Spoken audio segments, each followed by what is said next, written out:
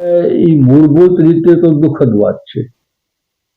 આમ છતાં સમય ને સંજોગોને અનુસાર ગાંધીનગરમાં જે રીતે છૂટછાટ મૂકવામાં આવી, એવી છૂટછાટ જિલ્લે પ્રવાસનના સ્થળોએ અને એની આજુબાજુના વિસ્તારોમાં મુકાય એ ઈચ્છનીય પણ છે.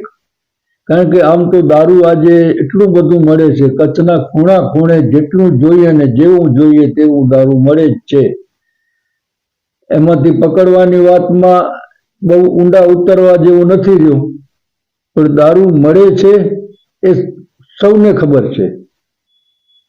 એટલે એ સંજોગોમાં થોડી થોડી છૂટછાટ અપાતી જાય તો સરકારની આવકમાં વૃદ્ધિ થાય અને લોકો છુપાછુપીથી ખોટું દારૂ પીએ ને એમાંથી અનેક મૃત્યુ સર્જાય છે.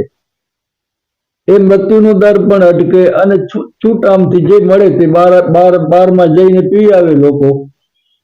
બાકી દારૂબંધી મૂળભૂત રીતે ગાંધીજીના ગુજરાતમાં અને આ દેશમાં દારૂબંધીએ નુકસાન તો ઘણું બધું કર્યું છે, પણ દારૂબંધી રહે એ જરૂરની હોવા છતાં નથી રહેતી એ હકીકત છે. એ નજરે જરૂરત પ્રમાણે ફેરફારને છૂટછાટ, દાખલા તરીકે રણોત્સવ છે, તો રણોત્સવમાં દેશ વિદેશના કેટલાય લોકો આવે છે અને એમને દારૂની પ્યાસ હોય જ છે.